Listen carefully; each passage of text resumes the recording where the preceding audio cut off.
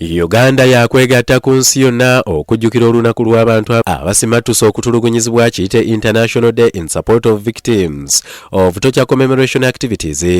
Akakiiko k'eddembe ly'obuntu kafulumiza enteekateeka yonna nga bw'enaatambula mu lukuŋŋaana lwa bannamawulire olutuuziddwa ku Media Center wano mu Kampala. Akola nga ssentebe w'akakiiko kano ow'ekiseera Amooti Kateebalirwa Ngabo agambye nti nga tujjukira olunaku luno akakiiko kasanze okusoomozebwa okw'enjawulo naddala olw'okubanga si kajjuvu mu kiseera kino nga kazibuwalirwa okusala emisango.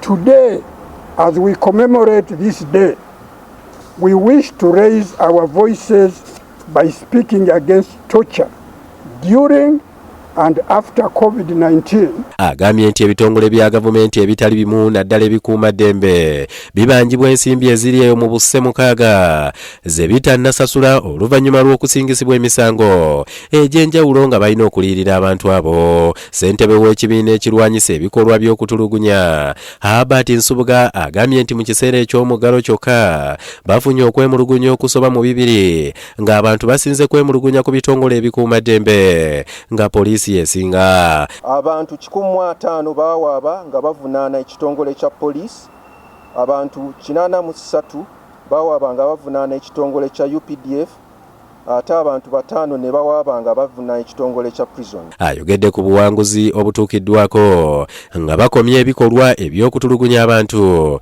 nga n'amateeka ag'enjawulo gayisiddwa okutangira okutulugunya. Directorate of Public Prosecutions n'ab'ebitongole ebikuuma eddembe basse mu nkola etteeka eriziyiza okutulugunya Prevention and Prohibition of Torture Act. Minisita w'abaana n'abavubuka Florence Nakiwala Kingi ayanjudde enkola empya eyayisibwa olukiiko lw'abaminisita egenda okuyitibwamu okulabirira abaana.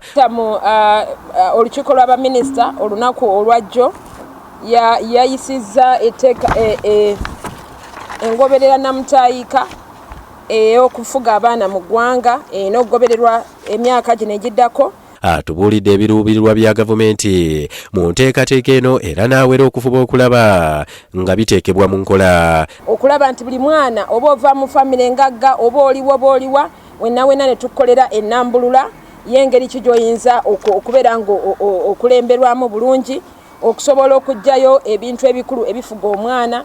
Agambye nti batandise ne kaweefube ow'okulondoola abantu abaayogeddwako pulezidenti olunaku olw'eggulo abakoseddwa ennyo omuggalo omuli abasaaluuni ab'amasomero n'abalala. Nze Ismail Nsubuga ku lwa Bukedde TV.